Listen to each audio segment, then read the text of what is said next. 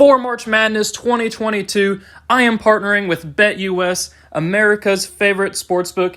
Using the link in the description, you can get a 125% sign-up bonus using the promo code JOIN125. A $100 minimum deposit is necessary. Get in on the action on this NCAA tournament and March Madness season and any other sport in general, and make some money. Get in on the action with BetUS. Before we get started with this video, I want to let you guys know about my Discord server. We're talking college basketball live games, just college basketball in general, bracketology, Q&As, all that stuff. Hit the link in the description to join the Super Celtic 24 Discord server. Sup guys, it's Alex here, and welcome to the updated NCAA tournament bracketology. This one is for March 4th, 2022, and we are heading into the last weekend of the regular season. Conference tournaments are going to start next week, and of course I'll be having the predictions videos on those. I have the Missouri Valley one up right now. That one's kind of going through this week. I thought about doing the West Coast Conference, but I just didn't really, honestly, I didn't really have the time for it. But I'll definitely be having all the power conferences out there next week, so that's going to be an absolute blast. It's going to be an absolute blast this weekend to kind of see how the last weekend shapes up. There's going to be some crazy games, a lot of bubble implications. Last night, we had Kansas versus TCU, to where TCU almost beat Kansas twice in a row. That would have been crazy if it had happened. But there's been quite a few changes in the bracketology. I guess one game I do have to mention, of course, tomorrow. It's kind of the headliner for the weekend. Coach K's last home game. Really, I think it's the last regular season game of his career against North Carolina. A lot of history going to be there. Coach K's kind of last hurrah at Cameron Indoor Stadium. The average ticket price is like $5,000, which, granted, there's only a couple thousand seats in Cameron Indoor, but, that's just crazy. $5,000 for an average ticket price.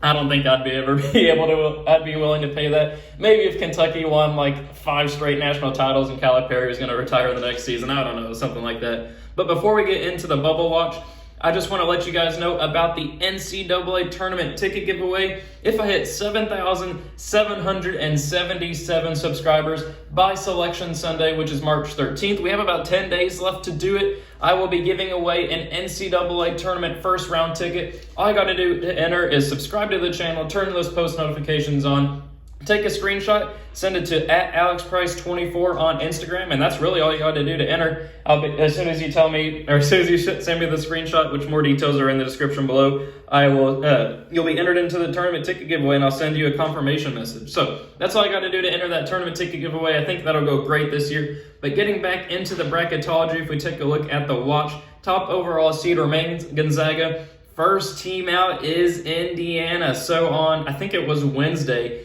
Indiana and Rutgers had kind of basically a play-in game to the tournament, to where both teams were in the last 4 in, so the team that won would stay there, and then the team that lost would fall out there. And so it ended up being Rutgers went to Indiana and got the victory. So Indiana, a team that a lot of people thought were going to be like a 6 or a 7 seed at the beginning of January, has now fallen to be out of the tournament entirely.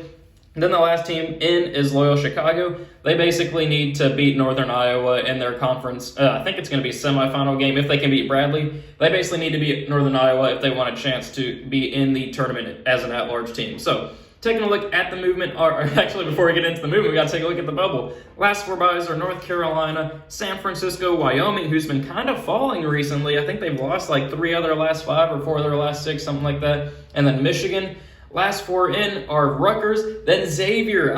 Xavier, the team that I have been out on all year. I think they've lost 7 of their last 8 games, or they're on a 5-game losing streak, something like that. That team is faltering down the stretch.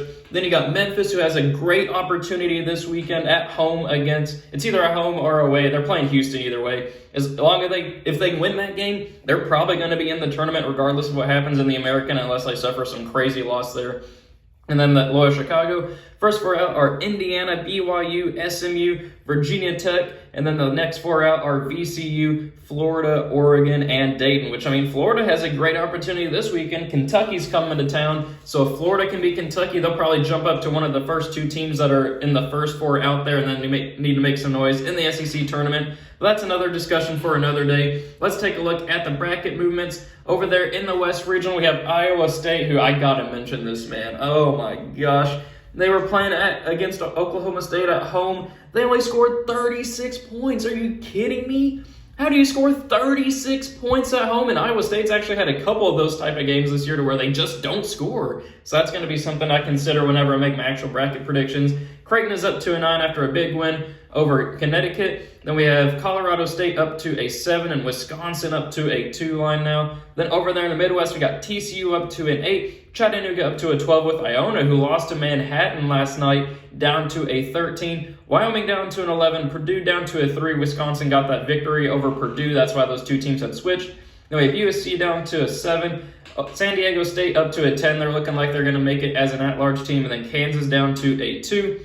And then taking a look at the South Regional movement, Marquette down to an 8 after losing to DePaul. Miami up to a 9. Connecticut down to a 5. Low Chicago new to the field there as the 12 playing game. Houston up to a 4, Davidson down to an 11, and Boise State up to a 7, which I do have to mention, Ohio State, while they didn't fall, they did lose to Nebraska at home. I don't know what happened there. That's just a crazy result that happened this week in college basketball. And then in the last region over there in the East, we have Auburn up to the 1 line, taking the place of Kansas. And we have Wake Forest up to a 9, Iowa up to a 6. They've been stringing together some solid performances recently. Xavier down to an 11, and then Notre Dame down to a 10. So now everybody loves this part here. Now I go to the actual bracket, make my predictions based off the tournament bracketology for who I think would actually win the tournament based off of how the bracket looks right now. Before we start making our picks, I got to pick the 2-word food item today. I know this is going to be kind of 3, but you can put the middle word as like a... It's an ampersand, basically. Spaghetti and meatballs. We're going to pick spaghetti and meatballs as our 2-word food item today. So if you're watching at this point in the video, not just skipping until the end to see who I ended up picking as my national champion, comment spaghetti and meatballs down below so I know you're one of those that sticks around for the whole video. I love those types of viewers. So we'll go ahead and get into our predictions here. Up first, obviously, Gonzaga is going to beat the winner of Alcorn and New Orleans. Then I'm going to go with Creighton over Iowa State. I mean, these last couple of days, I don't think you can make a case for Iowa State beating Creighton based off of those last couple of games. But then I am going to go with South Dakota State pulling off the 12-5 upset over Alabama. Alabama just lost at home. I think it was by double digits, too, to Texas A&M. And South Dakota State is one of those teams that I think that can make some noise in the tournament. I got South Dakota State pulling off the upset. UCLA, I think, will beat Towson. St. Mary's and Michigan. I have been going back and forth whenever I was filling out the bracket about which one I'm going to go with here. I am going to go with St. Mary's because they beat Gonzaga. Michigan faltered against Iowa last night. Michigan's been a little inconsistent. They have a big opportunity against Ohio State this weekend, so we'll see how that plays out. We'll have Texas advancing on past Seattle there. Then we're going to go with North Carolina pulling off the 10-7 upset over Colorado State. And then Wisconsin beating Montana State. Then for a spot in the Sweet 16, Gonzaga will advance past Creighton. UCLA, I do think, will beat South Dakota State. Then I'm going to go with Texas Tech over St. Mary's. And then in a rematch of last year's 8-9 game, it was over there in that top right regional. We are going to have Wisconsin advancing on past North Carolina. I don't see any upsets happening there.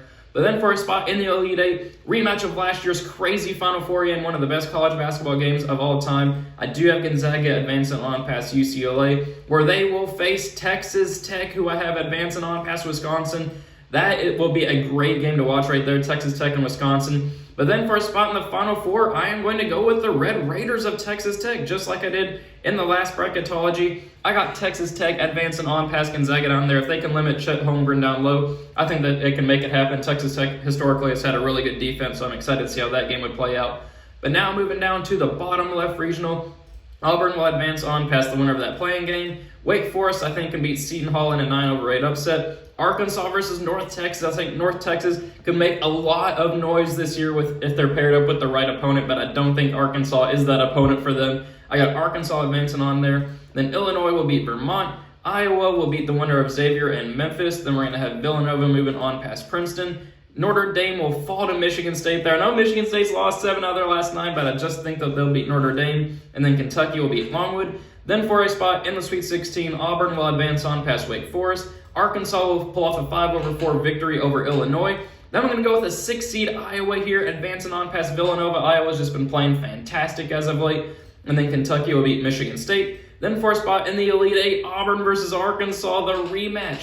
I'm torn here. Auburn versus Arkansas. Who do I want to win? Arkansas, I just had in the Final Four. I mean, in this region, got 3 of the top SEC teams in there. I am going to go with Auburn advancing on past Arkansas right there. I know Arkansas is super hot. That is a complete 50-50 for me. I don't feel confident putting Auburn there. Then I am going to go with Kentucky here, moving on past Iowa. And then Kentucky, I do think on a neutral floor, fully healthy, will beat Auburn there. We'll see what happens in the SEC tournament, but I do have Kentucky advancing on. Then we'll move down here to the bottom right regional. Baylor will advance past Norfolk State. Marquette will beat Miami. Then we're going to go with Connecticut beating the winner of Rutgers and Loyola Chicago, which I think would be Rutgers.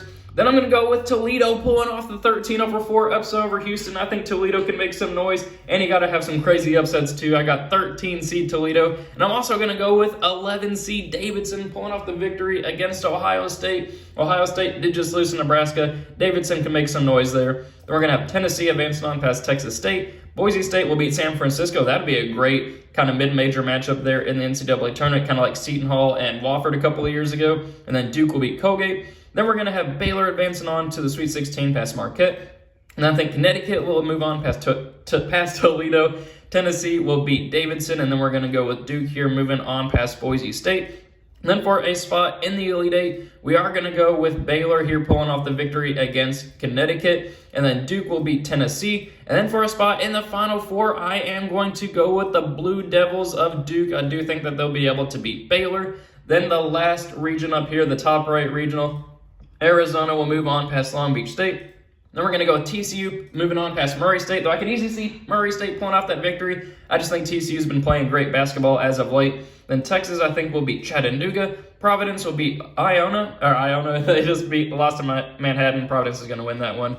Then we're going to go with Wyoming pulling off another upset there, 11-6 over LSU. Purdue will move on past Northern Iowa. San Diego State will pull off the 10-7 upset over USC. And then Kansas will beat Jacksonville State. Then for a spot in the Sweet 16, Arizona will move on past TCU. Providence, I think, can beat Texas. Then we're going to have Purdue moving on here in a 3-over-11 over Wyoming. And then Kansas will beat San Diego State. Then for a spot in the Elite Eight, I am going to go with the Friars of Providence, beating Arizona there as a 4 seed. I think the 1 seed is going to fall pretty early this year in the Sweet 16. I got Arizona losing there. Then we're going to have Purdue beating Kansas. I do think Purdue has the bodies down low to but compete with David McCormick. And then I think that Jaden Ivey is just going to take it over for Purdue, which sets up Providence and Purdue in the Elite Eight 3 versus 4. And I am going to go with the Boilermakers of Purdue advancing on to the Final Four. So here is our Final Four. We do not have a 1 seed here in the Final Four. We have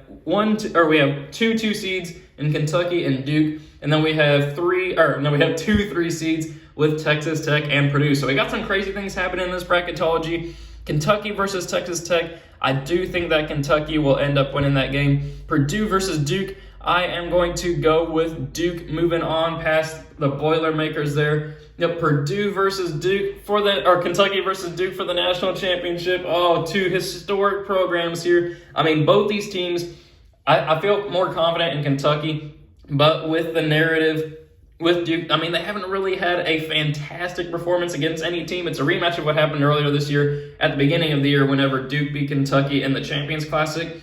Just to switch it up here, I'm going to go with Duke. I've been seeing the comments saying that I'm not too much of a homer. I'm too biased towards Kentucky, which I do think Kentucky has one of the best chances to win the national championship this year. But I think in Coach K's last year, I think that Duke will be able to turn it on in the Final Four. I mean, in the actual NCAA tournament Final Four, national championship, whatever you want to call it, they got a top 3 projected pick in Paolo Banchero. I think Duke, with the coaching, with the players, with the talent, I think that they can make it happen and win the national championship. So those are my predictions for the NCAA tournament based off of this bracketology. Let me know what you think in the comment section below, and let me know your own thoughts. I'd love to see what you guys think of the bracketology. Don't forget to join the Discord server, enter the NCAA tournament ticket giveaway, and join BetUS, and I will see you all later.